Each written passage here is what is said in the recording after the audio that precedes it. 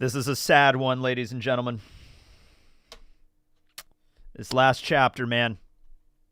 I mean, there's spoilers and all, but let me just say right now, we have a major death in the last chapter. This death will carry on with us for the rest of time. I know it's rough. I know it's tough. Got to try to get over it, man. I don't know if we're going to be able to. That's right. The Den Mushi. That Den Mushi gave its life. You know, honestly, though, can you think of, like, out of all the Den Mushi that have existed in One Piece, this guy right here has probably done the most. All right. He's like, for all other all Den Mushi are connected via like a psychic network, psychic snail network, right? So this Den Mushi is going to go down in history. Like every other Den Mushi in the world is going to be like, he's the one that gave his life so that this message could be sent to the world. Old Drippy. Old Drippy. For the rest of Den Mushi culture, for snail culture, Old Drippy will live on. Oh my god. Our hero, Vegapunk's Den Mushi. Yeah. I mean, hey, Vegapunk was dead. The snail's the one that did all the work. You know, like if we're being honest here. I want a statue of Old Drippy. I want a statue. For this, all the like at the end of One Piece, it's like 20 years in the future. There's just a big pedestal in the middle of a garden somewhere of Old Drippy, and all the Den Mushi from all the world slowly snail their way to that pedestal to pay respects to the greatest hero of all Den Mushi kind. Oh man. Tekking, you might have known about why Atlas... of course I knew Atlas was going to die. I saw it in the stars. I read it in the tarot card readings, you know? But why didn't you care? I didn't care because I didn't care. I mean, there's One Piece. Name a One Piece character that you just do not care about. You can't exactly pick a reason why you don't really care about, but pick a One Piece character. I know there's one. I know there's a few that you're just like, I just don't really feel the vibes off this character, you know? I don't have any particular reason why I hate them or why I don't like... I mean, I don't even hate Atlas. It's just I don't care about Atlas, right? Yeah. See, these people are naming, like, important characters like Mihawk and Buggy and Foxy. Okay, Foxy, fair. That's fair. That's a poor point. Perospero, you know, Vivi. You know, these are relevant characters to the series. I'm sorry. I don't think Atlas... What did Atlas really accomplish at the end of the day? Atlas blew herself up. I guess it got the Straw Hats a little bit more airtime. I guess it got the Sunny a little bit more airtime, but it's debatable. I mean, they could have probably have reached the place even without Atlas, and it stalled Ethan for like 3 seconds. Ethan healed from that explosion like that. It slowed him down in the most insignificant way possible. You know, and I feel like even if it didn't slow Ethan down at all, I feel like Zoro would have been able to use some high-powered attack to like block him for 2 seconds while the Sunny got away. Like I don't think Atlas really accomplished much, but she died in the process, right? You know, worst case scenario, if Atlas wasn't there, Ethan attacks the Sunny. I think Zoro could have blocked an attack and allowed the Sunny to Kude burst away, but whichever, however. I guess she pushed Ethan aside because he was running towards the Sunny to block their path. So, but even then, I was just like, Zoro was there. Zoro can't shove him to the side 2 feet. He knocked him back earlier. But anyway, this'll be One Piece Breakdown Stream, chapter 1122. We have a lot of stuff to cover today because we actually get to see Joy Boy at the very end, at least in silhouette. Oda loves his silhouettes. We see Eam yelling in silhouettes, which that's fun. We see the Gorosei being sent back to Marijois. We see Emeth pulling the haki rope apart and a big haki nuke goes off. Hey, Matt, glad to see you made the most out of the One Piece trivia contest. Felt like I would have a shot keeping up with you on your channel. Well, thank you, Apocalypse Sagan, yes. It was a really fun trivia contest. You could check it out on the channel. I hope to do it again next year. It'll be a blast. Thoughts on the canon introduction of haki storage? You know, like, this actually makes a little bit more sense now that you think about it, because, like, we've already known, like, Oda introduced Enma in Wano, and Enma behaves very weird. Like, that was the first time in the story we saw, like, an object having, like, permanent haki that can, like, draw other haki out. Like, Enma was a little weird that it had that.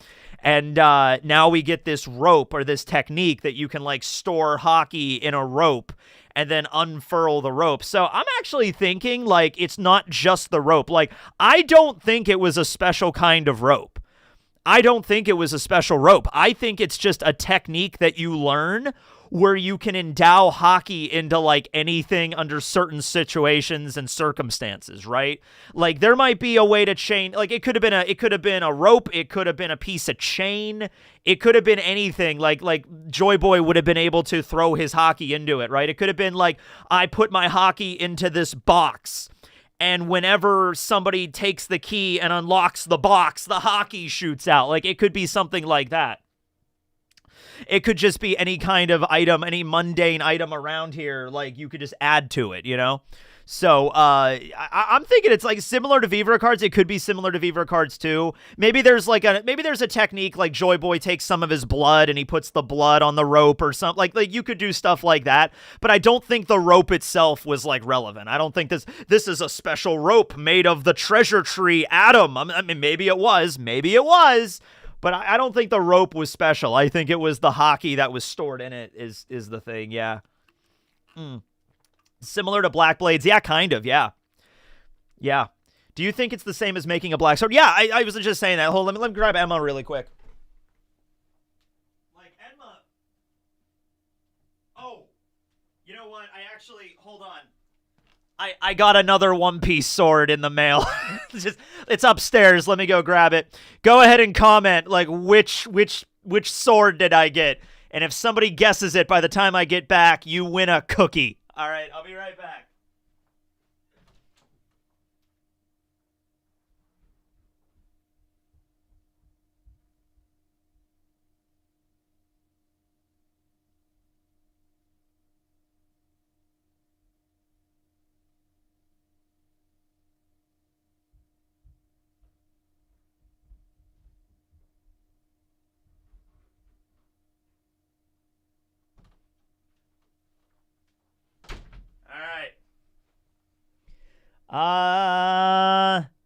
Griffin is close.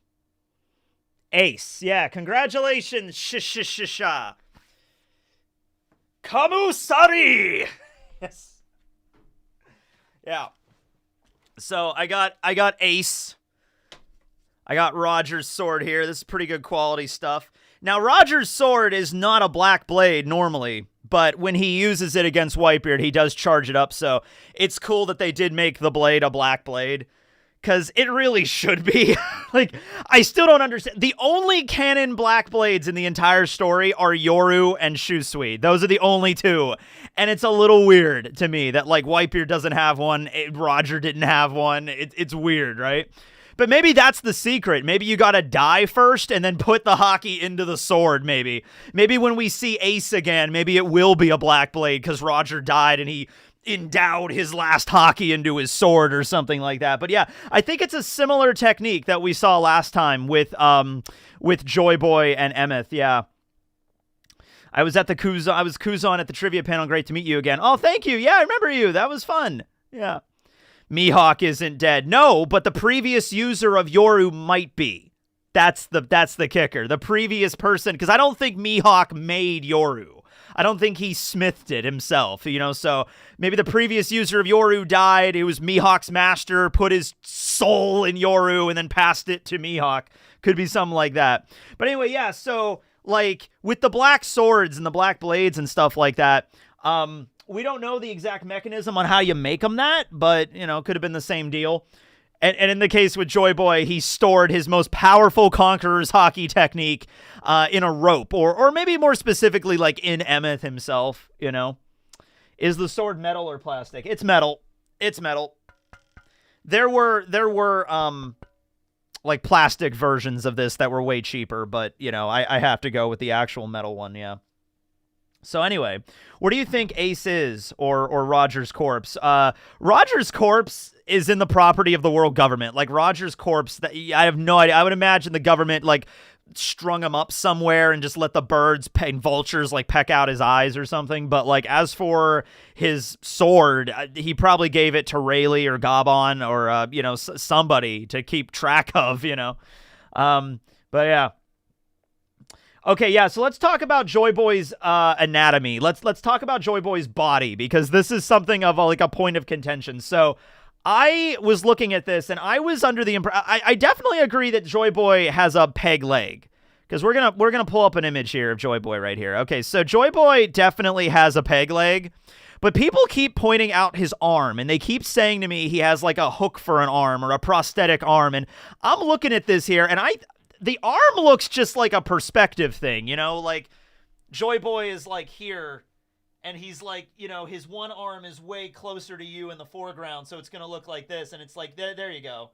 It's just like, see, like if I was silhouetted out right now and you couldn't actually see the detail on my body, it might look like I have a robot arm, you know, but I don't think that's it doesn't look like a hook. First of all, it's not a hook. If that's a prosthetic arm, it's like you know what actually it reminds me of? Hold on a minute. You know what it reminds me of? Hold on. It's, oh, okay.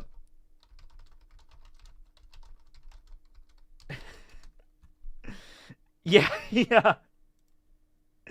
You know when you go and you have a campfire and you want to cook like weenies and marshmallows over the campfire? Like that's what it reminds me of. If Joy Boy has a prosthetic arm, it's like two prongs that he can use to like, ah, yes, I lost my arm, I will replace it with this. Ah, yes, deliciously fried weenies anytime I want. So that would be really funny. I'd be okay with that. Like, I'm not against that. Like, if that actually turns out to be happening, that would be great. You know? Yeah, and also the hat, too. I mean, it's a straw hat. It's just that way because he's in silhouette, it's going to distort some things, okay? So he's turning his head a little bit like that, so the last brim of the hat is covered in the silhouette of his cape. So, yeah. The Supa Nomi counts as hooks. Yeah. Weenies is a fun way of saying sausage. It's the funniest way to say sausage.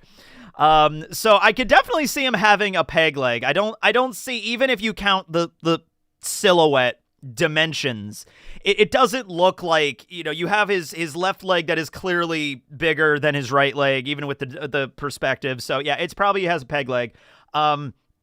But he has an anchor arm, I guess. But the other one it really just looks like perspective. It looks just like perspective like this. Like if I was just doing this and I was silhouetted out, my left arm would look like a claw or some shit, you know?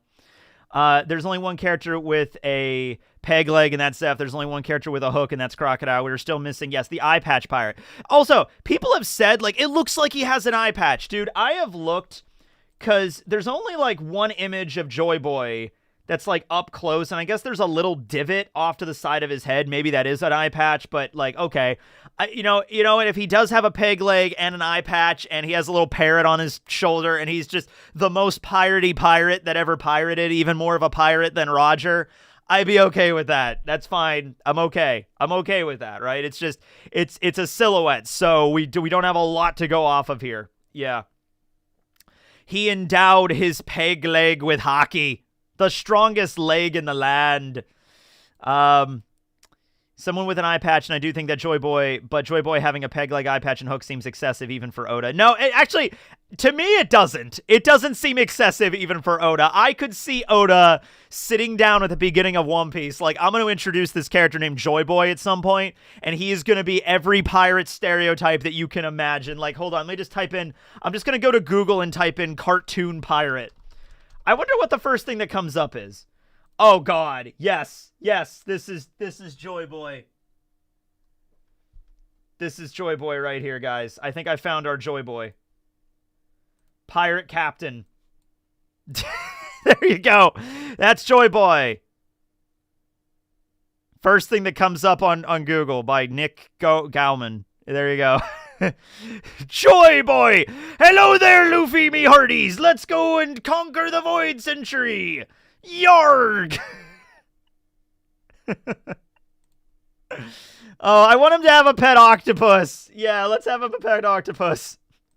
No beard for Joy Boy. Well, he might have a beard. This is maybe different periods of his life. He might have had a beard at some point. You don't know, you know? I hope he looks like that. I do too, yeah. I do too. Let's talk about what Joy Boy was standing on. So in the chapter, Joy Boy was... I was an idiot. This is things Tekking missed in the chapter. He seems to be standing on some kind of building. It's more than likely a poneglyph. It's a poneglyph, but it also has like a tree. Once again, that could be in the foreground. So like the tree could be in front of the poneglyph or like behind the poneglyph, and just the silhouette just mashes it all together. But yeah, he's sitting on a poneglyph. Now, which poneglyph it is, it would be funny if it was the poneglyph he actually etched the apology letter to not Shirahoshi, but Shirahoshi's ancestor, the mermaid princess, Poseidon. That would actually be really cool if we have that. Because here's the thing. We're going to see this same flashback again, but not in silhouette, and it's going to be during the Void Century. Like, we're going to see the same thing again. So pay attention to this. We're going to see the same scene when we get the Void Century flashback, for sure. Yeah. So, poneglyphs with haki. So there's been a lot of debate on what poneglyphs like are. Like, how are they like indestructible and shit like that. There's been theories that they are indestructible because they're made out of sea prism stone, and there's a little bit of things to back that up, because sea prism is mined in Wano, and the Kozuki clan made the poneglyphs. They were stonemasons that etched the marks and the script into the poneglyphs. So you could definitely say that like sea prism is involved, and sea prism is mentioned to be like indestructible or like harder than diamond and shit. Joy Boy has a jar of dirt. That is his greatest treasure. So there's that. But then also, like, the devil fruit users have like touched poneglyphs before. Like Robin especially has been a devil fruit user pretty much her entire life, and Robin has come in contact with many poneglyphs, and she's touched poneglyphs. So like, if poneglyphs were made out of sea prism, or they were just one solid chunk of sea prism, I'm pretty sure Robin would have acknowledged that fact already. Like, every time she touches a poneglyph, she feels weaker. You know, maybe it's a poneglyph, maybe it's sea prism mixed with something else, but like, I don't know. It's possible that now that we know about like this haki storage technique, and I'll be doing a video about haki storage techniques now, because obviously, but because we know that that's a thing now, it's very likely that you could have had people, not just Joy Boy, but a bunch of other, you know, major characters from the Void Century could have endowed their strongest haki into these stones, and that could have made them like nigh indestructible. Yeah. It's not a silhouette. Joy Boy just hokied up Hockey World. He just hokied up everything around him. Let's see. Shanks stores his haki in his balls. Yeah, he does, yeah. By the way, I'm reading Dandadan now, and it's the greatest manga. You need to go read Dandadan. Spooky got me into it. It's incredible. Emeth is way bigger than a poneglyph. Yeah, Emeth is huge. Emeth is, like, even from the scale we've been seeing, he's a pretty big boy. Emeth, I actually have the image here because of the whole thing with the chapter. So this is Emeth and the way he normally looks. So we see him, he has very Franky-esque arms, which is great. Like, he honestly looks a lot like the Franky Shogun, which is probably not, you know, a thing. Like, maybe because, like, remember Franky developed the Franky Shogun when he was working at Karakuri Island. What if Vegapunk at some point had dug up, like, some sketch of the Iron Giant? Like, the Iron Giant was at Egghead, like in the scrapyard or whatever, but what if Vegapunk found like an old sketch of it or something, and he, you know, left it in the lab, and Franky based the Franky Shogun off of it or something? I don't know, but it looks very, very similar. And he has an X on his arm, and the X, of course, I mean, I don't have to go over all the different relevance to the X in One Piece. I mean, it shows up a lot in One Piece. The most notable one, of course, being when the Straw Hats were saying goodbye to Vivi at the end of Alabasta. That's the most notable one. You know, we have the Straw Hats saying goodbye to Vivi. Oh no, my overlay. Here we go. And they have the X mark. Chopper has the X mark on his hat as a keepsake from Here Look. You know, we know that with Chopper. Like, there you go. So, you know, there's an X mark on Chopper. Luffy's scar is another one. Like Oda. Now, obviously, it's a manga about pirates. And where do pirates bury their treasure? Of course, they bury their treasure, and X marks the spot. Clearly. So we have a lot of X's in One Piece. Like, this is not something that should be... Even if you look at the geography of the planet, which is also pretty clearly obvious when you look at the geography of the world of One Piece, there's a giant X kind of right in the middle of it. And that's if you just take Reverse Mountain. Like, if you tilt the world on a diagonal, which I think is originally supposed to meant to be, because north, south, east, and west. Like, if you look at the planet like this, north and south blue and west and east, it's like diagonals. But if you tilt it a little bit, and I think I have an image of it tilted. Hold on a second. This is where having all of the One Piece videos over the years. There was a video I made about the Ice Country, and I think it's in that one. Was that 2019? I know it might have been 2020. Ice Country, yeah. Yeah, right here. I think the world's supposed to be like this. I think this is the way Oda intended the world to be, because this just makes way more sense. Do you think we'll see the teching tumble in the Olympics soon? Oh, I'm working on this with the Olympic Committee right now. It should be a new sport in 2028. It's going to take a while, but I'm working right now. Usopp will use an item that is Store Conqueror's haki, claiming he has thus fulfilling his prophecy. I want this to happen, Noah. I want that to happen 100%. I want Usopp to get some kind of relic from Elbaf, like a tchotchke inside of Odin's vault that's hardened up with haki from like the Void Century, and then he fires it, and it's like, oh my god, you have the haki of the Giant King. Yeah, like, that'd be great. The Poneglyphs are purple, just like haki. Both arms. I mean, haki kind of changes color in the anime a lot. They're really playing that, like, pretty much whenever they want it to be.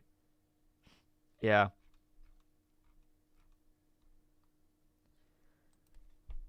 So, we have a lot of X's. We have a lot of marks there. It also, I mean, like, it clearly looks similar to Franky's, you know, stars on his arm as well. I mean, like, you know, like, you can't... I mean, like, there's obviously a parody of that, too. Not a parody, but, like, a reference that Oda might be going to here, because Franky's a robot, Emmett's a giant robot. Yeah. I love this shot of Franky, by the way.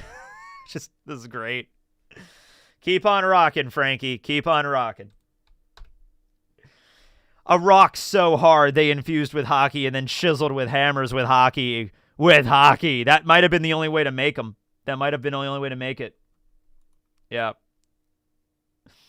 Franky at age 50 is... Yeah, so Franky... Oda actually drew Franky if he would have been evil, like evil Franky. And that was in SBS 101. So here is evil Franky at age 70. He just becomes a battleship. He becomes the ultimate war machine. Evil Franky. And then here's Franky at age 50. Beep, boop, boop, boop, beep, beep, boop. I am evil Franky. I will conquer the world with evil Franky technology. Could Joy Boy be evil? You know, if there's anything we've gleaned from the flashback, it seems like he's not evil, but he might not be, like, intrinsically good either. I don't look at Joy Boy... Like, Luffy is not lawful good. Like they're pirates, you know what I mean? So... I don't know. I mean, like, at best, I think Joy Boy might be chaotic good. At very best, all right? But he might not be. He might be a little bit more on the alignment chart somewhere else. Yeah. That evil timeline is not pervy enough. Franky lost his perviness over the years. What I love... Franky at age 50 in the good timeline looks so badass, though. He looks like a greaser dude that'd be riding around on his motorcycle at a rally somewhere, just like, yeah, let's go. Yeah. And then Franky at age 70 is great. And what he's basically saying there is like he's helping a kid fix up his bicycle. Like, Franky, my bicycle broke. And he's like, don't worry about it, kid. I'll fix it up for you. I added a jet engine. Have fun. It's like, it's just like, I fixed up your bike, added a few rocket thrusters to it. Have fun, kid. Like, so Franky is great at age 70.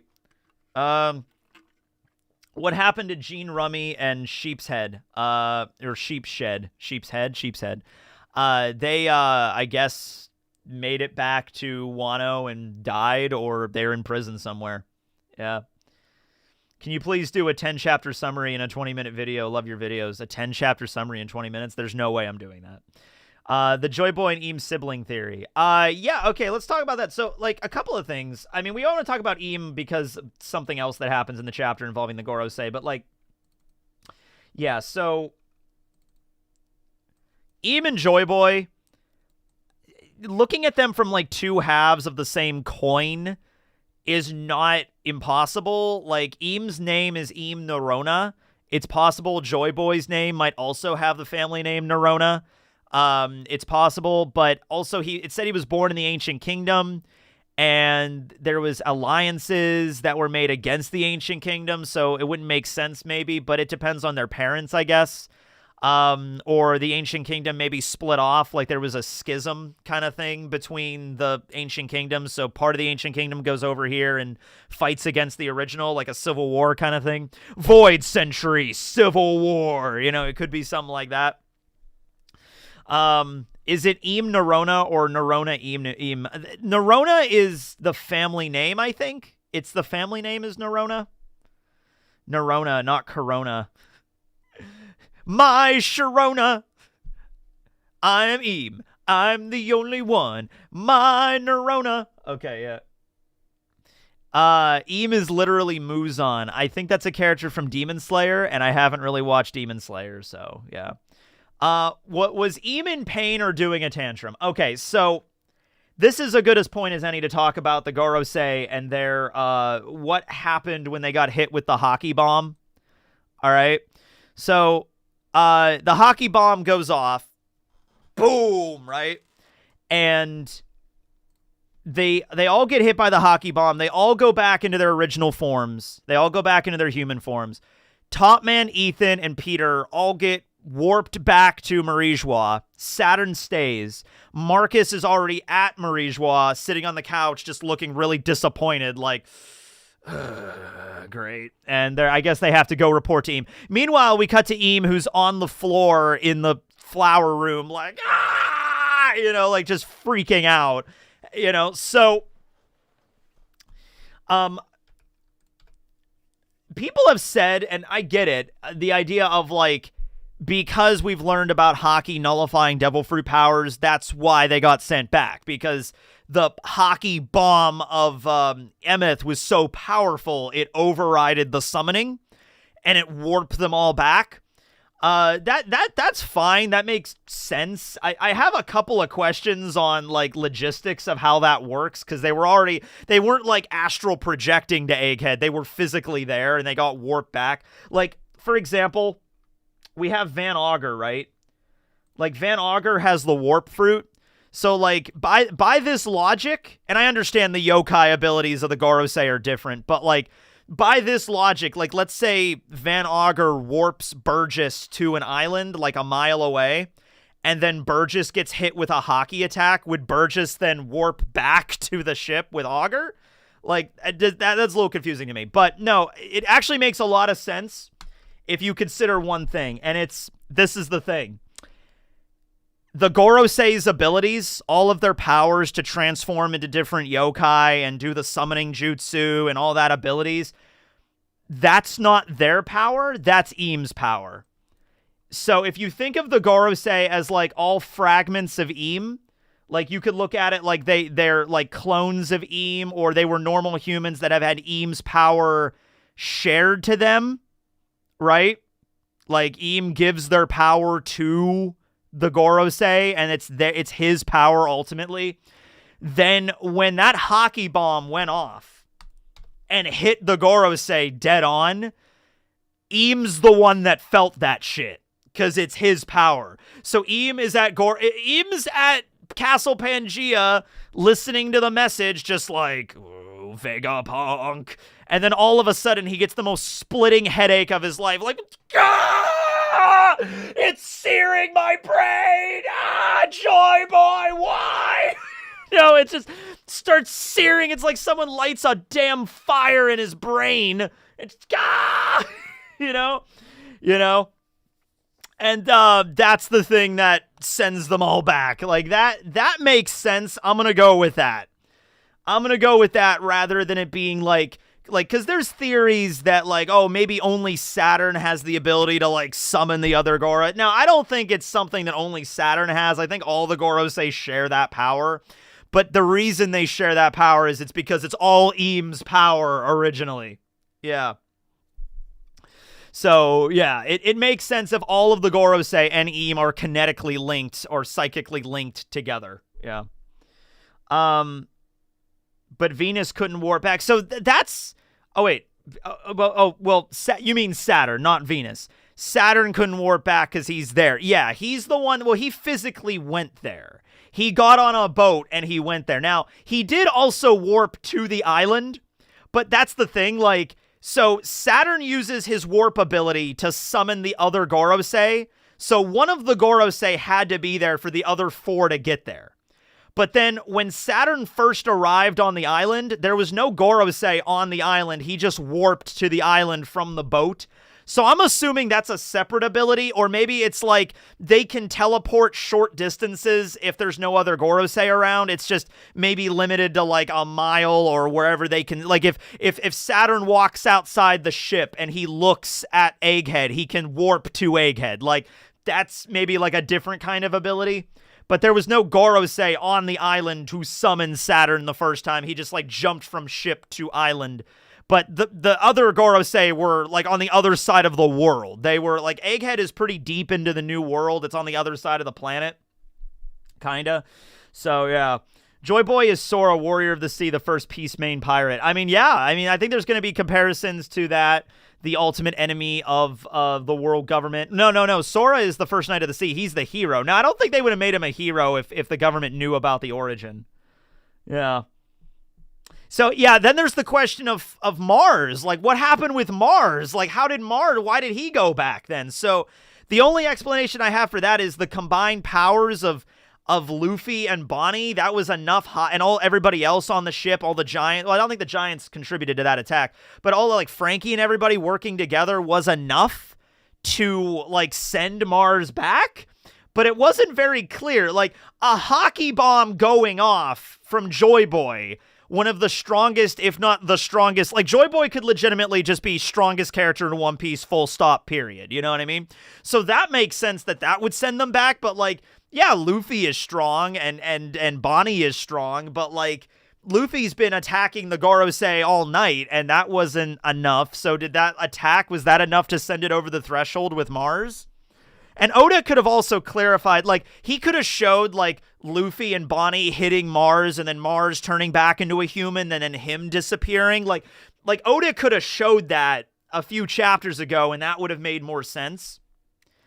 Maybe Mars... There might be a range, too. Like I said in the chapter, it was a time limit. I mean, there might be a time limit. Like, they might not be able to stay outside of Marijois indefinitely. But there also might be a distance limit. So if Mars gets sent flying outside of the range of the summoning bubble, you know, let's just assume there's a summoning bubble, like Law's room kind of thing, and he got sent so far, he just, boop, boop, just pops right back to Marijois. Could be something like that. There's a lot to this technique we do not know yet. We don't know if it's like, is there a time limit? Like, if Saturn summons the other Gorosei, can they just stay there forever? Like, they don't ever go back? There's clearly a tether. There's clearly a connection. Mars looks like such a disappointed father. I love Mars's expression when the Gorosei get warped back. It's the greatest thing ever. He just looks like such a disappointed dad.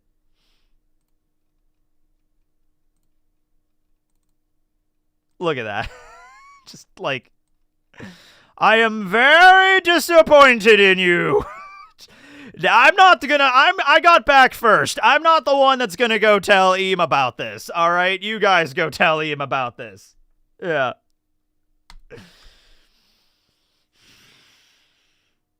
Saturn's the last one back, so it's like 1, 2, 3, not it. Saturn's gonna have to be the one to tell Eam. Also, it's important to mention the Gorosei do not look that injured from this. Like they were like you know, kind of doing that. Like Peter and Top Man was on his knee a little bit, but Saturn looked perfectly fine. Saturn did not look like he was injured at all. He just gets back up with his cane and just walks over to Emeth and is just like, that's like, it's not like Saturn is bleeding or he's just like, that really took a lot out of me. I can't, you know, he's like collapsed on the ground or anything like that. They look exhausted. I mean, they don't look exhausted to the point where they can't stand up. I mean, Top Man's on his knee. They look tired, but you know, does that mean they're not close to dead?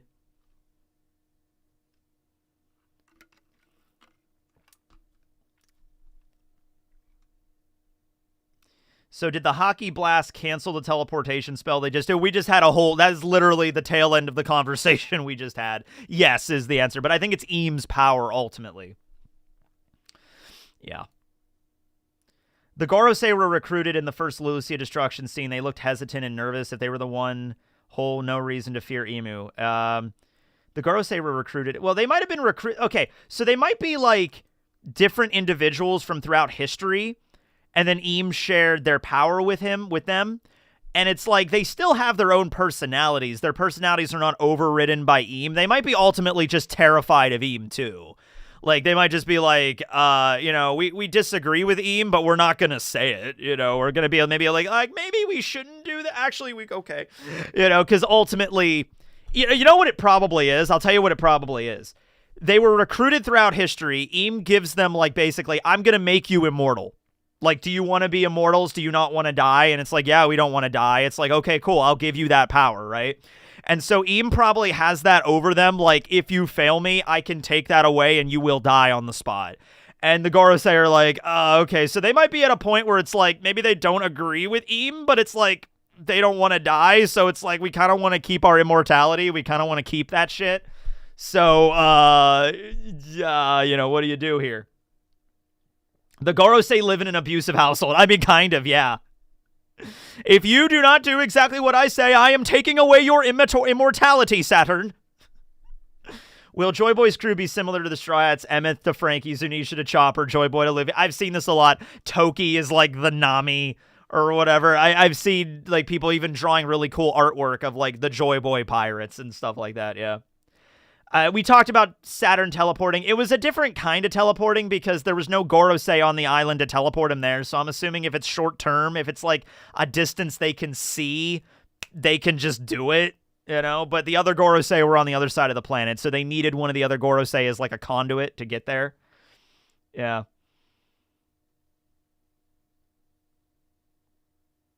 Do you think Roger knew about Eam? Roger might have known about Eam. I don't think Roger met Eam. How many knots did Joy Boy leave behind? Yeah, that's the other question. This is the only... I don't think this is the only one. Eam only gave them a couch and 2 chairs and a table. Yeah, that is kind of a dick move when you look at the Room of Authority. Like, every year, they keep petitioning Eam to, like, can we please put something in the budget for more furniture in the freaking Room of Authority? And Eam is just like, no. You get what you get, and you're happy with it. Shut up. This is what you get. By the way, I love the callback because even way back at the beginning, like, this is the first time the Gorosei are shown, I think, in the story. And you could see the summoning circles in the background. Like, they're there on the walls. It's crazy how far back Oda planned that shit. Yeah. Dude, it's not even a big table. Look at the size of the coffee table they have. It's not even big enough. Like, dude, if each of the Gorosei had a cup of coffee, That would be just barely enough room to keep every 5 cups of coffee on that table. Like, you know what I mean? Like, that is a tiny-ass table. That is a nightstand. That is a nightstand. I'll also be honest with you. The couch and chairs don't even look comfortable. They don't even look comfortable. All right? You ever been into, like, an old, like, because we've toured, like, old houses and stuff. Like, this is an old house from the Victorian era. Look at the furniture. I'm like, that does not look comfortable in the slightest to sit on. Oh, God, they're mixing up coffee cups every day. Damn it, Mars, this is decaf. It's like, oh, I'm sorry. Yeah, there's also a shot from Film Red of, like, the Room of Authority in, like, bigger scope. And it's like, I don't know if I have it on standby. Oh no, it's here. Yeah. Look how big this room is. This room is huge. There's so much space in this room.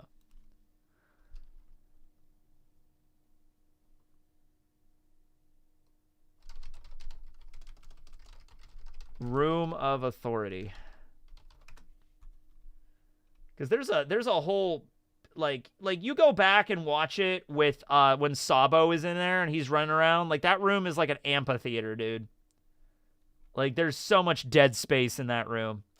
They could install so much shit in that room. They could put a pool in that room.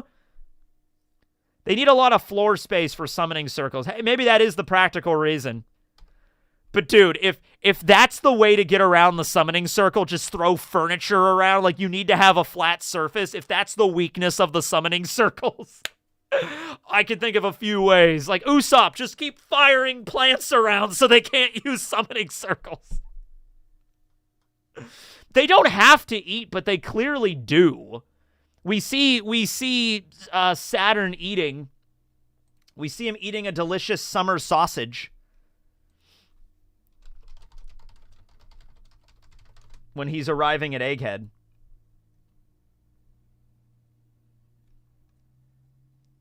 Yeah.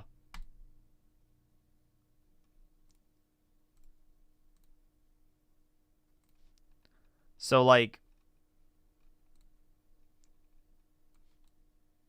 No! It's distorted. Hold on.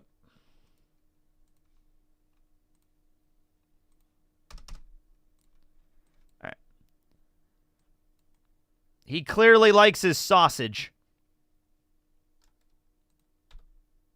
He's eating weenies. They have a lounge area. There is actually a lounge area. Like, there is actually one. We see it during Ennie's lobby. When we see it with Spondum. Yeah. When Spondum is, like, talking to the Gorosei, they're, like, hanging out by a pool. Like, you can't see it in this shot. Let me see if I can get a better shot of it. But there is, like, another room.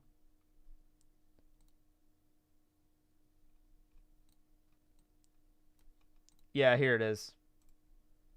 It's part of Pangea Castle, I guess.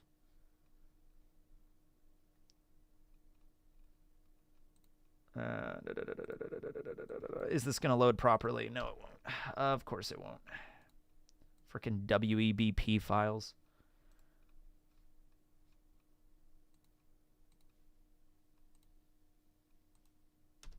All right.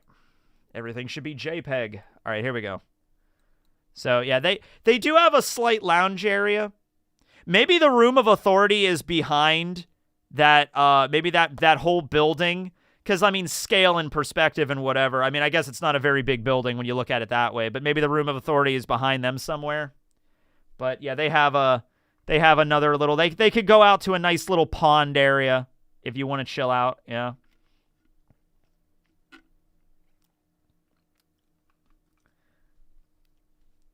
They have a pool party.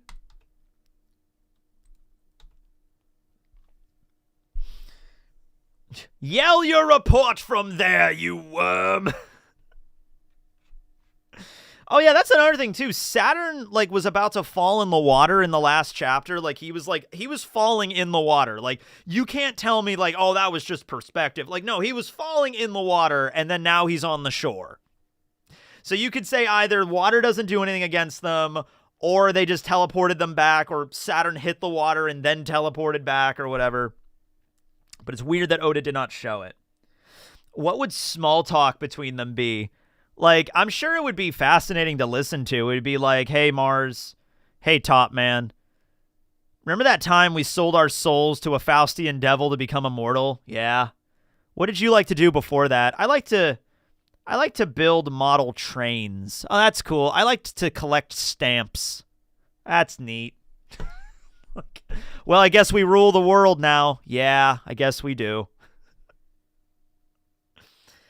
Oh, man. I think the Gorosei have bunk beds. It's so funny to think of the Goroseis, like, just, like, when they're off the clock. I guess they're never off the clock. Like, if they're immortal, they don't need to sleep and eat, but they clearly can. I mean, if they can clearly eat, they then can probably sleep. So does Mars put on, like, a sleeping robe? Like, he puts on his pajamas and his little teddy bear and a little sleeping cap and, like, go to bed? Like, do they have little sleeping quarters? You know, because even if, like, listen, if you were an immortal being that did not require sleep, I feel like you'd still want to. Like, if I was immortal and I could still sleep, but I didn't have to, like, there'd be no negative effects if I didn't sleep. It'd be like, you know what? I still kind of want to sleep and just turn off everything, go low power mode for a little while. You know what I mean? These are the answers we need. Don't worry. I think these answers are going to be appearing in the SBSs a lot. I think the next SBS is going to have a lot of, like, what do the Gorosei do when they're just hanging out in the room of authority? Like, do they sleep? Do they eat? Do they go to the bath? Is there a bathroom in there? I don't see a bathroom in the room of authority, guys. I don't see a bathroom in here. All right? Like, what if they're eating? Where's the food going? You know? Oh, man.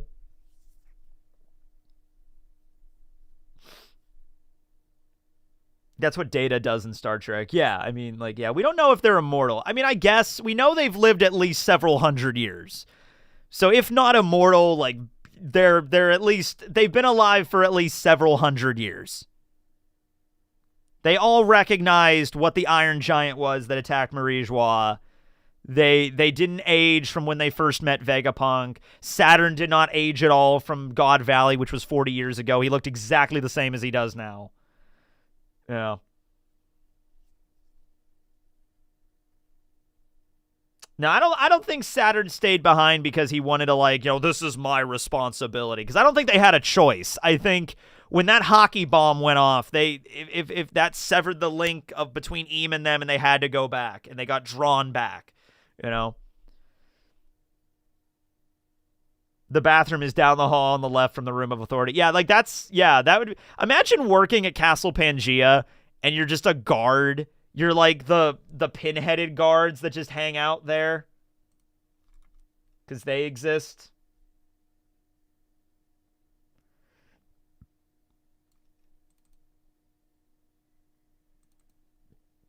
Do you think the Gorosei fight over their favorite sports teams?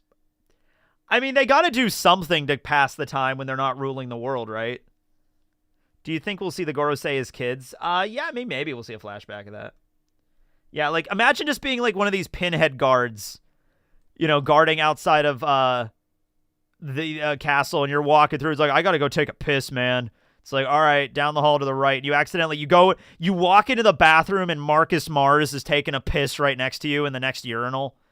Like, I think you're in the wrong bathroom. Like, oh, shit. I'm so sorry, sir. I'm so sorry. Patrick Star guards. Dude, I just realized this. I was going back and watching One Piece. I was watching the Sabaody arc. The same guards that are in Castle Pangea are also at the auction house.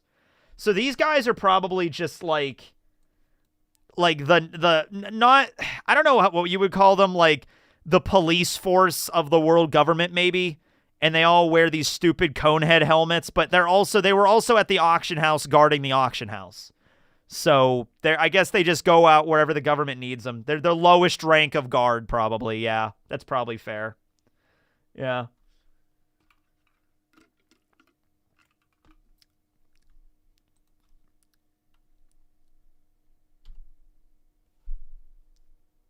They're the Vatican police. They all have their own toilet room. Well, they talk about the Phantom Room, where people go missing in Castle Pangea all the time, where guards will just, like, accidentally find Eames' room, and then they just turn up missing the next day, and you're just not supposed to question it. Like, it just, like, some weird shit goes on in Castle Pangea, and it's like, hey, what happened to Dave? Well, who's Dave? Dave, our friend, is like, shut the fuck up, shut the fuck up. There is no Dave, okay? Do you want to disappear too? I'm like, yeah, okay, yeah, anyway, that's great. Let's just go to lunch. You know? Does Ian provide health care benefits? I don't think he does. I feel like he doesn't. Maybe to the Gorosei. Dave never existed. Exactly, yeah.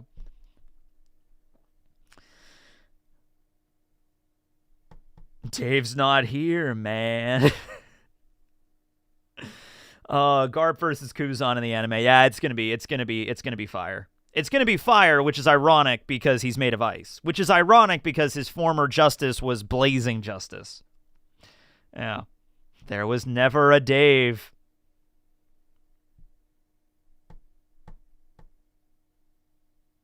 Who was with Eam in the flower room? So Eam has handmaidens or whatever, like servants or footmen or whatever. Like, Eam has servants. Do you think Eam, as the ruler of the world, is gonna be, like, just hanging out, you know, just doing everything for himself or themselves? You think Eam, when Eam is hungry, Eam's gonna go to the kitchen and make his own food because he can't let anybody see him? Eam's gotta have some freaking, you know, staff working for him, right? Castle Pangea.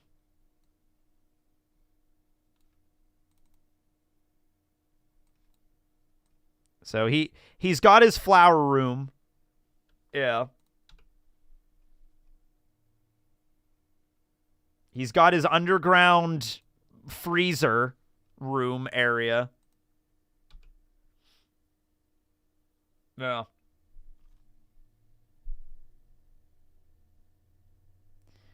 You know what? I'm actually questioning whether or not he can leave. What if we find out he's, like, tethered to this place? Like, what if we learn that, like, he's connected psychically to Castle Pangea, and it's like his powers only work? Like, that's why I brought up, like, the empty throne. You know, like, what if it's like the empty throne is relevant in and of itself? Like, unless Eam stays in the castle or on the throne, like in proximity to the throne, like, he literally cannot leave. Like, he is stuck there for eternity. All right? How many servants do you think he has? Probably not very many, but he does have servants. How do you even apply for a job as a Gorosei guard or an Eam servant? Do they grow their slaves or work? No, I think the way it works is you work for the government.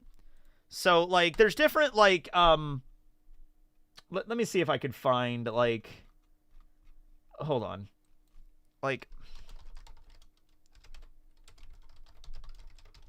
so during Eni's lobby, we saw a lot of these guys. You know, I guess you could say they're all members of, like, low-ranking Cypherpol, ultimately. Like, just, you know, like, the regular government agents. Like, not the Marines or anything, but there's just the dudes that wore suits and they just shoot at people. Like, the people that showed up at Egghead that were, like, almost immediately dispatched by the, you know, the pacifistas and everything.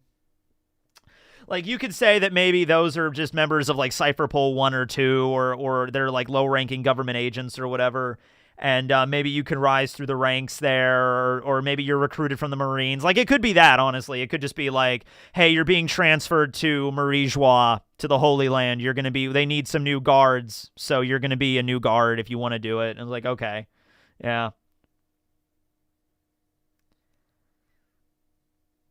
They're all haki vampires. Yeah, they just suck the haki out of people to get stronger, like, to continue living. That could be cool.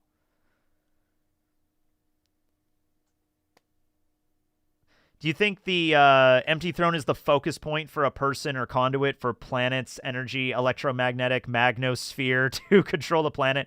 I mean, I don't know a lot of those words, but, like, yeah, it was like, it's the center of the world. You sit at this exact point and you have power. You could control the you have the power of the rotation of the planet Earth. That's like in Full Metal Alchemist, I think that's the way they explain, like, when alchemists use their ability to reshape matter, like that energy has to come from somewhere. And in the manga, they have one explanation that it's just literally the rotation of the Earth that's the energy. And in the 2003 version of the anime, they use like some convoluted explanation of like it's power that comes from a parallel universe, which is our universe, and it's just like a whole thing. But the infinite spin, like, yeah, I mean, like, it might be something like that. But like, yeah, dude, the Pangea Castle thing, the empty throne, like, also Rox was looking to become king of the world, so maybe Rox was looking to sit on the empty throne. Like this throne might have relevance beyond just being like a symbolic thing, you know? And also, it just looks like a really cool chair. You know what I mean? Like, which one would you rather sit on? Like, hold on.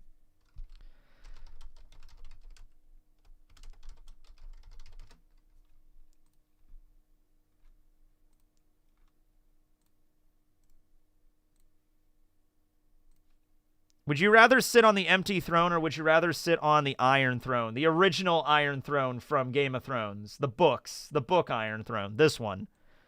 The one that actually is a giant throne of swords. Dude, I wouldn't go within 10 feet of that thing with all the tetanus shots in the world.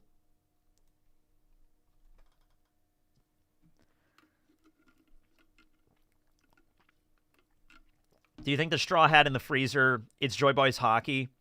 I don't know if it has. That would be such a wild maneuver. That would be such a baller move if Joy Boy fused his haki with his straw hat. Luffy's got to learn how to do that. Maybe Luffy's been doing it subconsciously the entire series, and that's why. Yeah. I'd slip and just get beheaded. Yeah. What's going to happen to Kizaru?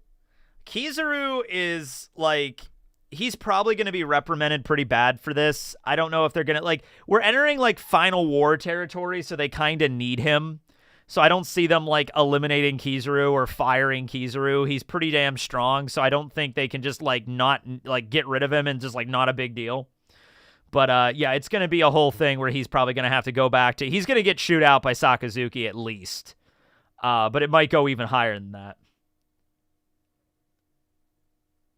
Did you know that they had a competition where they hid Iron Thrones around the world to be found? One was hidden in British Columbia. I had no idea that was a thing. That's a cool contest, though. What about Sentomaru? Sentomaru's not dead. Sentomaru was arrested by the Marines, but then everything crazy happened, so Sentomaru might have been able to escape. Empty Throne was created after the world government. We don't know that. We know that it was, you know, like, oh, the 20... We know the story. We know the story the government tells. The story the government tells is that the 20 families came together and they all pledged that they would not, like, no one person would rule the world. So they all built the empty throne, and then they plunged their weapons in front of the throne, and then they made a solemn argument, a solemn vow to never sit on that throne. Okay, well, we know part of that story's bullshit because Eames sits on the throne, right? So that's the story. That's like the thing that's in the history books, but we don't know exactly where that comes from. We don't know the history of Marijois. We don't know, like, did the government build Castle Pangea? Because we know the Lunarians lived up there before they did. Like, how much was built by the government and how much was there already? Pirate King, King of Hell, Sniper King, Soul King, Nami, Money Queen, Money. I could see, out of all the admirals, the one that makes the most sense to actually switch sides completely is probably Fujitora. But I don't see him necessarily switching sides to go fight with the pirates, but I can see Fujitora switching sides to fight alongside, like, the revolutionaries. Pangea doesn't scream Lunarians. Okay, this is true, but we don't know anything about, like, Lunarian culture. We have no idea how they lived. We know King that's it. Like, that's it, really. Like, we haven't seen, like, any other Lunarian except for the Seraphim, which are, like, clones of King, basically. The freaking Lunarians might have been super technologically advanced. We just don't know. King might not even know, because this is, like, 900 years after his family, his culture's been entirely wiped out. King might not have any idea, you know? Like, we've seen that there's fan art of the internet of, like, the Lunarians living on top of the Red Line, like the First Nations people of, like, North America. Like, they're all hanging out and they got really cool tattoos like King does, and they just have, like, a very simple kind of lifestyle. That's a cool interpretation, but it might not be reality. It might be like they were maybe living up there like the Aztecs or something. Might have had like a giant city of like pyramids and stuff up there, and the government showed up and just converted that into their city. You know, it might have been something like that. We don't know. Yeah. I bet they were all hot. Does Eam have a gyat? Oh, my Gen Z slang is not that great. That either means a gun or a nice ass. I don't know which. I don't know which. Oh. Fujitora is the only admiral past and present that isn't selfish. That is true. It's the latter. I know. It's the latter. It's the latter. I don't know. Yeah. Everybody wants Eam to be super hot. Okay, I also kind of want Eam to be super hot. Like, with how much Oda has been teasing the silhouette bullshit, like, I get it. I get the silhouette bullshit. But, like, after all of this, like... And you know how it's gonna be, right? Like, you know what's going to happen, right? Like, Eam's gonna turn out... If Eam turns out to be super sexy, everybody's just going to be like... Well, wait, hold on now. Eam might be the supreme ruler of the entire world and is leading this corrupt world government and has, like, you know, all this horrible stuff happening. But, she is really hot. Hang on now. They might have had a point now. A concept. Mihawk's hot sister. You know what? Let's go with it. Let's go with it. Maybe Eam isn't that bad. I can fix Eam. Eam's gonna boa us. Oh no. Oh no. Eam's even hotter than Boa. No.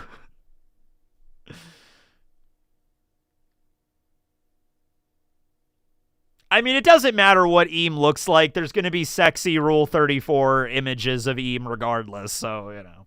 There already is.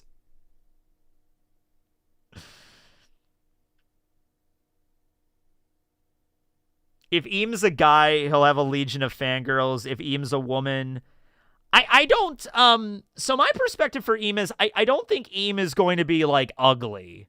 Like, I don't think, like, there was that one image that they drew Oda drew in the SBS of Eam having this, like, ridiculously, like, long lip that, like, stretches up, like, the crown and just, like, hello, everybody. Like, I don't think Eam's gonna look like a goblin or some kind of, like, orc or something. But, yeah. Eam's gonna be, I think, fairly attractive, whatever they turn out to be exactly. She's a maniacal dictator, but she's a 10, but...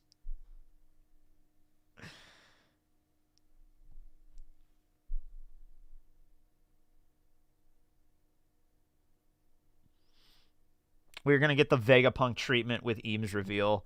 No, I don't know if we are. I don't think we are. It's Umi backwards. Yes, it's Umi backwards. Which, if, you know what? If it is Umi backwards and we are going along with Eam as Mother Ocean, Mother Ocean is going to be hot as shit. All right, like, let's just, come on now. Oda has to sit down and draw a physical avatar for the god of the ocean. The god of the ocean gonna be hot as shit. I'm just saying. All right, like, yeah. Like, you like, man or woman, regardless, doesn't matter. Poseidon is ripped as hell. Like, if we're gonna do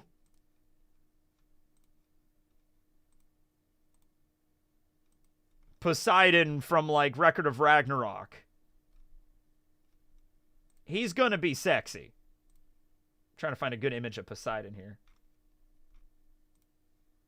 Okay, fine, I'll use this one.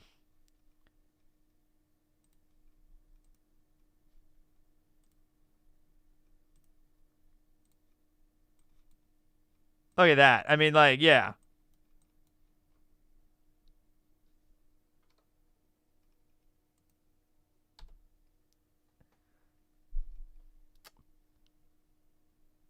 God or goddess.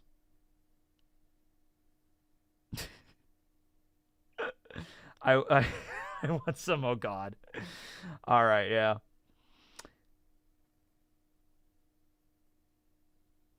But I have a feeling Oda's gonna go that direction with it, unless maybe like there's an editor interference. You know what I mean? Like the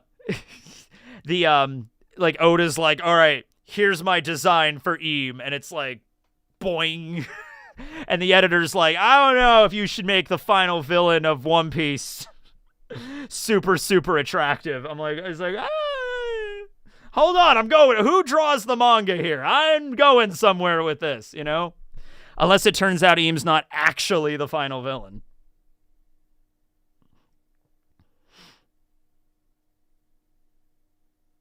Oh, all of the Greek gods were actually really deviant, you know? Like, there's something you could say about Zeus, Hades, and Poseidon that, yeah, no, they were not good people. They were very fucked up gods. Yeah. Zeus is going down, transforming into swans and bulls and just having his way with whoever he wants. Hades had the whole thing with Persephone. Yeah. Yeah, those three brothers are, yeah.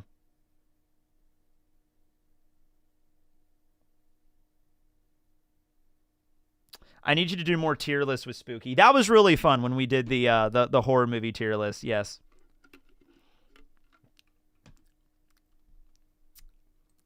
All right, fan funding. Let's see here. Okay. Lily gonna have a revenge arc against York.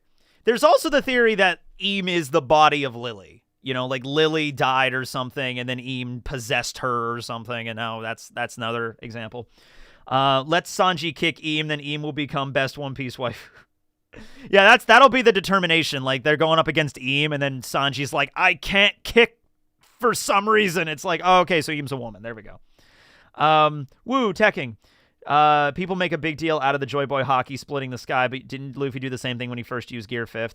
I mean, like, it was obviously, I think, the way that Oda, like, I think there would have been a way for Oda to show it's more powerful. Like, maybe he could have showed, like, a whole bubble, so, like, the sky goes black, and, like, the entire area of Egghead is surrounded in, like, a dome of haki, like, and then it's, whoa, you know, like, that. I think that would have been a cooler way to depict it than just the shockwaves, because we've seen all the shockwaves. Like, the shockwaves were cool, but it seemed a little underwhelming to me, because we've seen that kind of shit before. This is supposed to be, like, next level conquerors, like, the strongest conquerors in the entire history of One Piece, maybe.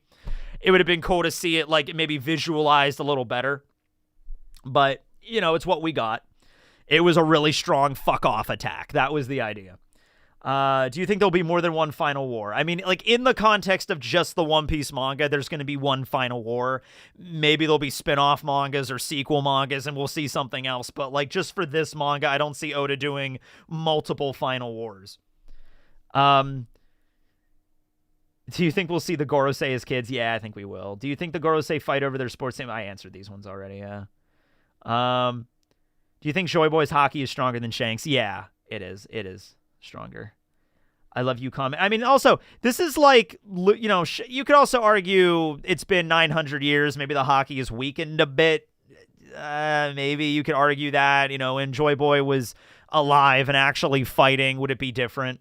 I love you comment on Alt-Shift-X's video. Both Thrones and One Piece have great world and dragons. I love the Game of Thrones lore. I love that there's so much back lore with Game of Thrones. I have the whole history of the Song of Ice and Fire over here on my bookshelf and everything, and it's just so cool. But yeah, if you watch Alt-Shift-X's streams after the episodes come out, House of the Dragon on Sunday nights, I will usually be in the chat, and I will usually super chat at least once, yes.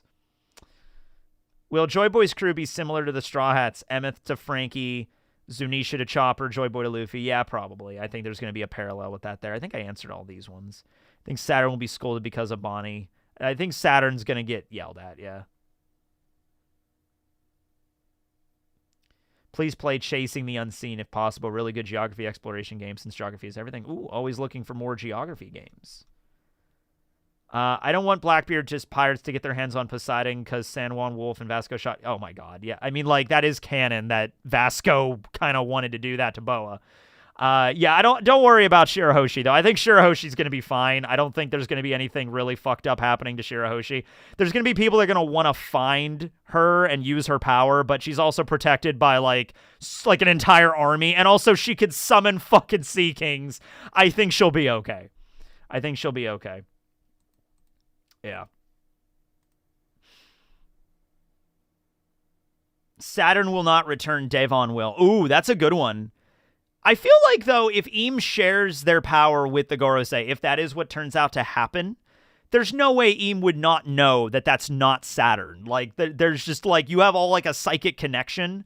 Unless Katarina Devon's Devil Fruit is so good, it can mimic everything. So she copies memories, she copies abilities, she copies other abilities. Like by that logic, if Devon turns into Saturn, could Devon then turn into the Ushioni? Like, if she could do all that, then, like, that is crazy powerful. Yeah.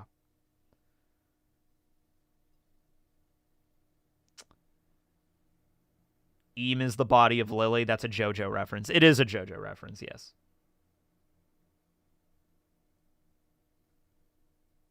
I did. I'm going to go back through some other super chats. Don't worry about it. I'm just kind of switching back and forth between the main chat and the super chat. Got a little bit of while left here. What else happened? Anything else happened in chapter of note that we have to bring up? Straw Hats land. They're heading to Elbaf. You know, we talked about the Gorosei. We talked about Eam. We talked about the haki bomb. Let's see. We talked about the haki knot. Let's talk about Emmett's final words to Luffy, because that's kind of relevant. So Emmett mentions that, like, I'm sorry, Joy Boy, I couldn't make you king.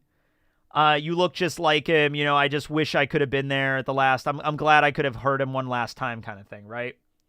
So, we can just probably, like, easily assume that there was a war to determine who's going to be king of the world. But it also brings up, like, maybe the Ancient Kingdom, you know, the Ancient Kingdom invented the ancient weapons, and the other world realized, like, whoever controls these ancient weapons, it's kind of like nuclear technology. Like, imagine only one country had the ability to make nuclear arms, like nuclear, like H-bombs and stuff like that. Like, let's say only one country had that ability to do that, and nobody else knew how to do it. Nobody else even knew how to, like, had a shred of an idea on how to do it. Like, during World War II, there was a bunch of countries trying to make them, and, you know, the U.S. developed them and then used them against Japan, but there were other countries right after World War II, it was an arms race, okay? But let's say no other country in the world knew how to make nuclear weapons except for the Ancient Kingdom. And it's going to, like, that's going to result in a war to attack the Ancient Kingdom and get their hands on these three that exist, okay? So, if that's the case, then that's what really kicked off the war to, like, rule the world. Like, whoever controls these weapons rules the world as king of the world, right? And then the other kingdoms form an alliance, the allied powers, and then they attack the Ancient Kingdom, and the Ancient Kingdom has their own army, and then they attack too. You know, so, geez, this is crazy. What, like, and I really, like, from the context of what Vegapunk said in his message, I don't think there's, like, one side that you can point to is, like, the Ancient Kingdom was objectively right, and the allied powers were objectively, you know, the world government was objectively wrong here, you know what I mean? Like, I don't think that's the way that Oda is spinning this. This is not going to be a simple binary, like, black and white, like, good versus evil battle. Like, that is not what the story of the Void Century is going to be. Like, the Ancient Kingdom were a peaceful people, and they made the ancient weapons to make the world a better place. But then the evil world government attacked, and they wanted to use their powers for their own. That is such like a elementary school level, like, story. You know, like, if you're maybe watching an episode of, like, Power Rangers when you're 6, maybe, like, okay, that kind of premise works. But for this, One Piece is a little bit more complex than that, I feel. Yeah.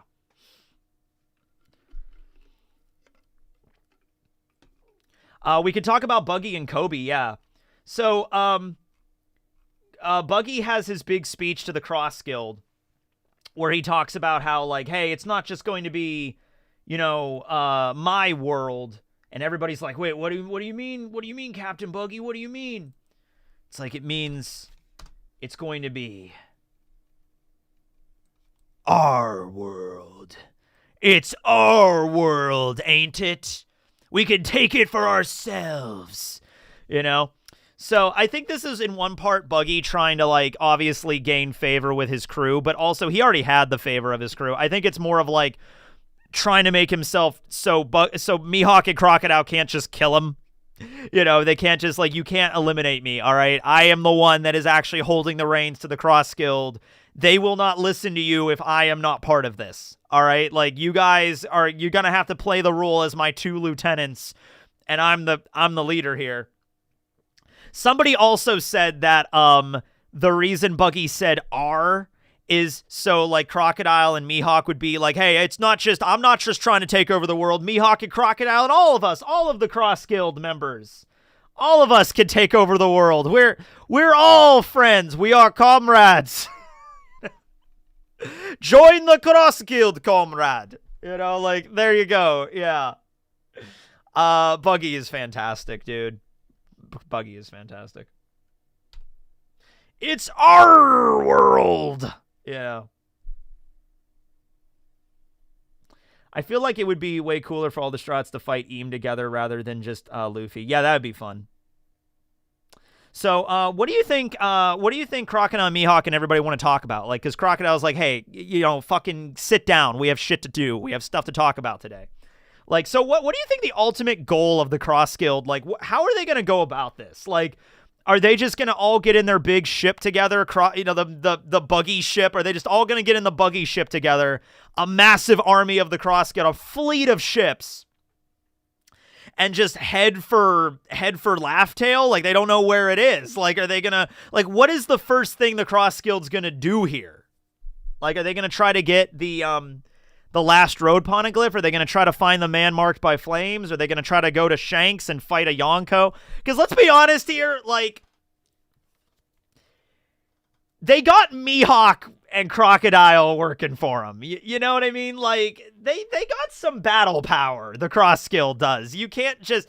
So, like, all right, who's the strongest member of the Cross Guild? That's Mihawk, right? Like, Mihawk, easy. I mean, okay. It's clearly Buggy. It's clear. Can Mihawk kill Buggy? I don't think so. We saw that at Marineford. So Mihawk is clearly the strongest. Crocodile is the second strongest. And then I would say Daz Bones as the third strongest. And then honestly, like, Buggy is not like... Buggy has power in the sense that, like, he's influence, right? He's very influential, yeah. But who's, like, the fourth strongest? Is it, like, Mr. 3? Is Buggy stronger than Mr. 3? Like, you gotta, yeah. And then you gotta also keep in mind, like, the Cross Guild, the Buggy's delivery service was not weak. It was made up of a bunch of prisoners from Impel Down, but then they recruited like crazy. There are a bunch of relatively strong pirates that are, like, in the Cross Guild now. Like, they're not like Warlord or like level or like Yonko Commander level or anything like that. But, like, they're decently strong in their own right. Like, I think if you take any random Cross Guild pirate and put them in the East Blue, they'd be pretty goddamn powerful, right? And, like, you got an entire like hundreds of pirates, like, under your, maybe thousands of we don't know the numbers of the Cross Guild here. You got Alvita, you got Mr. 3, you got Richie, you got Moji, you got Kabaji, you got Buggy himself. Yeah. Those level 6 guys. I don't know if there's a lot of level 6 guys in the Cross Guild. It was mentioned that the strongest... Buggy rates their, like, mercenary guild by, like, rank. So, like, S rank, A rank, B rank kind of thing. And they mentioned that Hiruden was like an S-rank mercenary. Like the S-rank, the Giants were all S-rank crews, the new Giant Warrior Pirates. So if that's like the general level, like Hyrutin is not weak by any means, but he's not like King level or like Marco level. Buggy recruits the other warlords. I mean, yeah, dude, I kind of hope that Law and Beppo are going to join the Cross Guild, honestly. Because their crew is wiped out. I think Beppo and Law find their way to, like, they end up bumping into the Cross Guild, and, like, Law has no real connection with it, like, good or bad, against anybody in the Cross Guild. Like, Law doesn't have a beef with Buggy or Crocodile or Dazbones or Mihawk or anything like that. So they might just, like, hey, you know, we'll treat your wounds and we'll help you maybe get your crew back, but you got to join us. I don't see any reason why. I mean, other than just pride, like Law, just like I'm not gonna join you, but like, you know. Oh, speaking of Law, I wanted to mention something really quick because there's a comment somebody said a while ago that actually. Hold on. It actually kind of makes sense when you think about it. Let me grab something here.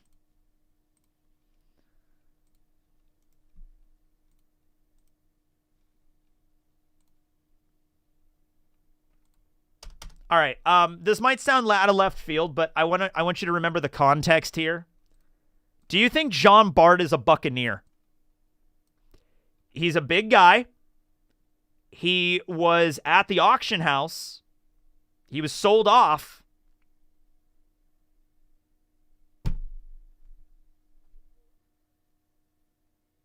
And also, like, they brought up Jean Bart a few times. Like, Law approached Jean Bart and was like, hey, you're Jean Bart. You're a very well-known pirate captain. I want you to be part of my crew. So they were like, they were kind of focusing on Jean Bart a little bit as like, hey, you know, you're relevant. Nah, he's just built differently. Maybe he is. Maybe he is. I mean, he's related to Kuma in that they might be both buccaneers. That doesn't mean they're like long-lost brothers or something like that, but yeah.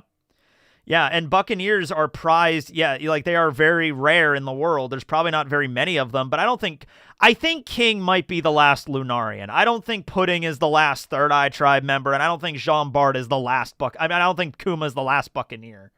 Yeah.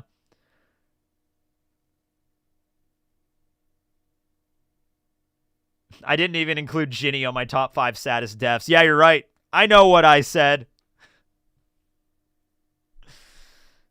But anyway. He did tank a shot from Augur. You're right, he kind of did. And Augur is apparently, his bullets are like strong enough to like obliterate ships and shit. Like he's dead shot with that thing. Like he was able to this was in the anime. But he was able to one-shot Cracker's biscuit soldiers with that gun. And I think his gun is named Senryu or something. It's like Thousand Lands is the name of his gun, his rifle. And Bart was able to just tank that, like, haki up and just, gadoosh, boom, yeah! You know, he was just able to tank the shot. So, that's pretty tough, dude. It's pretty tough. But anyway, this is the thing I want to mention. So yeah, Cross Guild, they're doing stuff. We see Kobe in this chapter. We see Kobe reacting to the message in the hospital. And Kobe is just like, I got to stop your dream, Luffy. And he looks very serious when he says it. I think it's just like Luffy is a pirate ultimately. Kobe is a Marine. He's all for justice in the world. He does not want a pirate to rule the world. Like, even if it's Luffy. And like, look, like, I'll be straight up with you guys. I know Luffy is the main character of this manga, but after we have learned what the One Piece kind of like, what a trait of the One Piece is, like whoever gets the One Piece gets to dominate the world or control the world or controls the fate of the world or whatever. Still don't know what it is, but with that being the criteria of what the One Piece is and who finds the One Piece, I gotta be honest with you, like logically speaking, I kind of don't want Luffy to find this. There's other people in the world that would be better at controlling or dominating the world. Luffy, giving the reins to Luffy kind of gives me a little pause. Like, I don't know if that's our best option here. Like, Luffy is not a bad guy, but he's, not the smartest guy either. Like, now he's obviously going to find the One Piece. Everything will be good, but I'm thinking about this from the perspective of a person in the One Piece world. Like, Kobe just knows Luffy, and, like, Luffy being the king of the pirates controlling the entire world. That might be not the best option. There might be other people out there might be better for it. Yeah. Luffy will inadvertently create a better future. Yeah, like, from us reading the manga from a fourth wall perspective, it's like clearly everything's gonna work out in the end, but the characters do not know they're in a manga. They do not know that Luffy is the main character and everything's gonna be okay at the end. They're living through this shit as it happens. So they have to have a reaction that's like, they have to have the reaction of like, pirates bad. I don't want them to rule the world. Yeah. No, yeah, it doesn't mean that also Luffy would use the One Piece. It also doesn't mean that Kobe would use the One Piece either. But they don't know for certain, Yeah, it's going to be one of those things where the people that, like, don't want it or would not use the power would be the best for finding the power, really. Yeah, that could definitely be the case. Luffy could find it, be king of the pirates, but not use the ability. Absolutely. Maybe Luffy will have one of those instances of, like, clarity. He's just like, I'm not going to use this. And just like, oh, thank God. King Jaehaerys. Yeah, there you go. King Jaehaerys Targaryen. I was kind of bummed out because I thought season 2 was also going to be 10 episodes, and it turns out it's only 8. So the last episode's tomorrow. The season finale is season 2 of House of the Dragons tomorrow. So I was kind of bummed out by that. I was like, man, we have like 4 episodes left. I'm like, no, we only have 1. I'm like, all right. He did not take Pluton from Wano. I mean, like, he wasn't interested. Luffy's never been interested in the ancient weapons. So the One Piece is not going to be, I mean, it's going to be related to the ancient weapons, but clearly the One Piece is not the ancient weapons in and of themselves. It's something else. But yeah, Luffy's not interested in, like, collecting Pluton or doing anything. Like, what's Luffy going to do with a giant war battleship? You know what I mean? I hope Dragon just never does anything. I hope Dragon, that was his plan the whole time. Do nothing, and it solved every problem. Dude, wouldn't that be fucking weird if that was the prophecy? Dragon's like, I was supposed to rally a revolutionary army and then not do anything. That's the only way to save the world. No, it's like Dragon has the magic conch shell from SpongeBob. Like, okay, magic conch, what do I do now? Nothing. All right, what do I do now? Nothing. Like, yeah. Oh, man. All hail the magic conch! He did something. He helped on the birth of Luffy. Yeah, I guess he did do that. He did at least a couple of thrusts on that one. It always blows my mind with Pluton that, hang on a second. So Pluton is like this ultimate world-destroying super battleship of, like, epic proportions.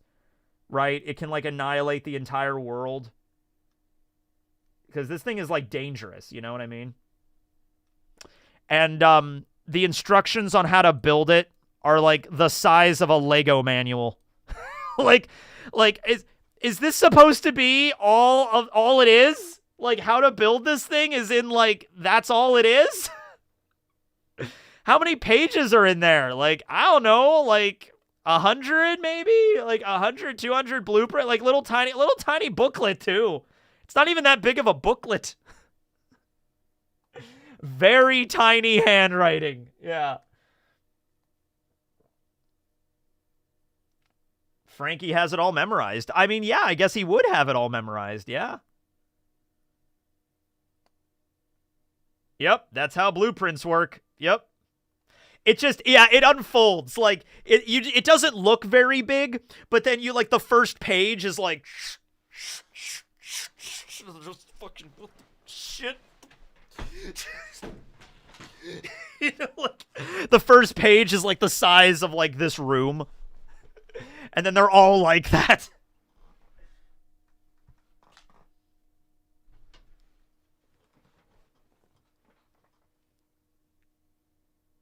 Yeah, and there's also like the material. The material could be different. It's a very complicated origami booklet. Yeah. Oh my god. Well, we're about an hour and a half into it. Okay, I think I'm gonna take a break. I think I'm gonna head out and have some lunch because I'm getting kind of hungry. Predicting Yamato cover story ends with Blackbeard arriving at Wano. Looks grim for the Kozuki, but at least they're not. Oh, okay. That's Brett Keane. That's a drunken peasant deep cut. But no, yeah. So Yamato's cover story is going to tie back in, because the way that cover stories are kind of working now is just they're all lining up. So I wouldn't be surprised if Yamato's cover story was like recruiting a bunch of the other really relevant, like might be King. King might join up with Yamato and journey to. Oh, you know what? There is actually some credence to this. Let me show you something here. I think. No, wait. No, that's not how that works. No, it's fine. I was thinking of Yamato's path around Wano, and he starts in the Flower Capital, and then Kibi, and then looping down to... Let me just pull up the map. Let me pull up the map of Yamato's Golden Inari pilgrimage. Because I think Ringo is the last region that he's going to. Here we go. Oni Child Yamato. Here we go. There's a map. Here's the map. Yeah, Yamato is Dora the Explorer, yeah. Yeah, I mean, it's still feasible, but just, okay. So here's the map.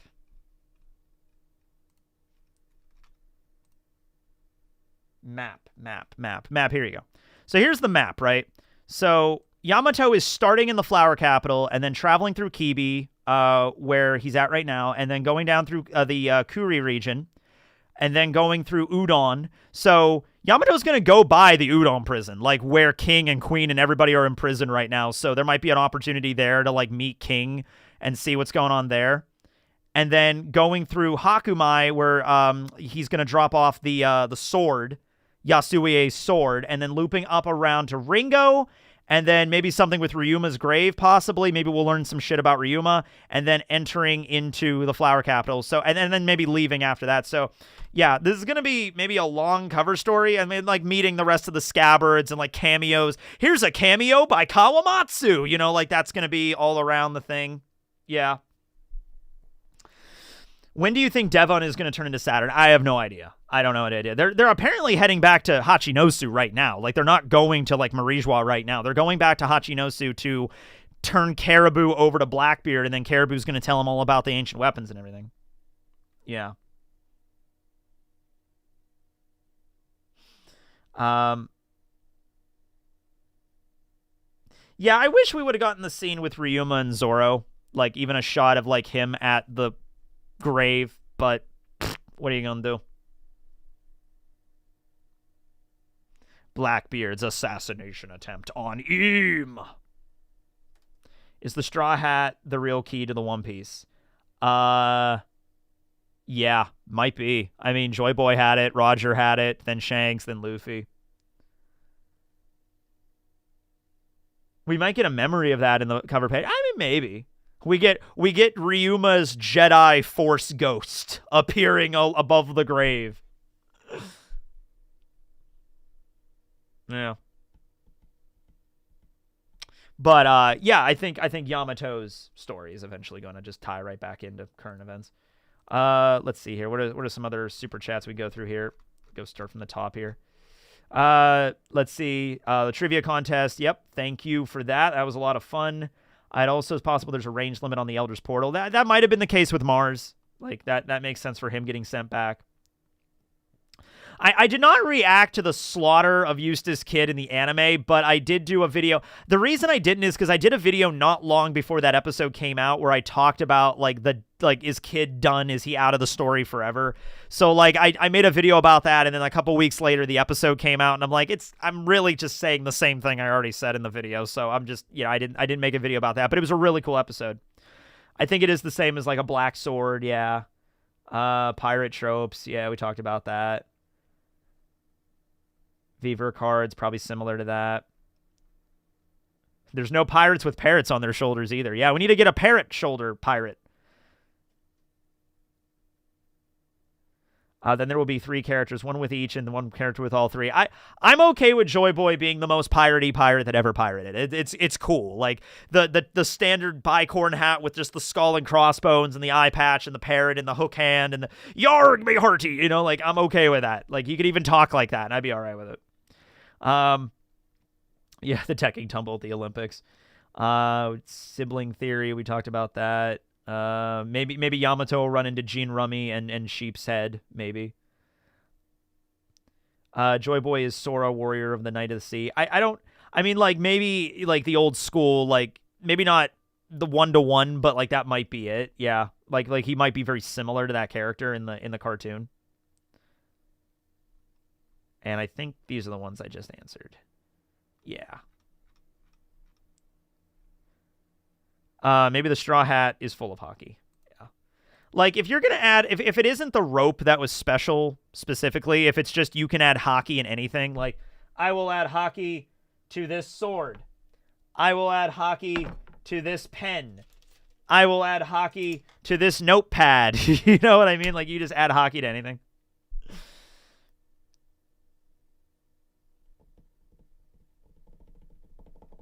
Hi, Tekking. Hello, Smith. Mucha lucha. Mucha lucha. It's a buena time. It's mucha lucha. Mucha lucha. Maybe the rope was made from Joy Boy's hair. I guess it could have been. I mean, it just looks like rope to me, but, it could have been made of hair. I mean, what is rope, really? I mean, nobody knows what rope is really made out of. Can you tell me what rope is made out of? Nobody can. It's a mystery. All the scientific advancements of the 21st century, and we still don't know how rope is made. It's very disturbing, actually. Scientists think that you know, but we don't know. We do not know. Polly knows. Yeah, Polly might be the only person, but he's fictional, so yeah. Yeah, ropes are just made out of mini ropes. Yes, the mini rope conundrum. So you're aware of this. You've heard of this before, yes.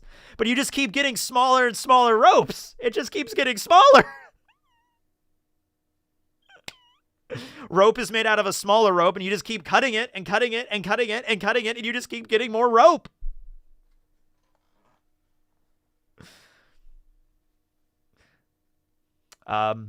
Yeah, oh yeah, that's another thing. We didn't really get a chance to talk about it, but I did bring it up in the review that, like, yeah, it's very similar to the wind knot from Weatheria. Like, Haradis tied a knot and, like, untied it, and it summoned wind.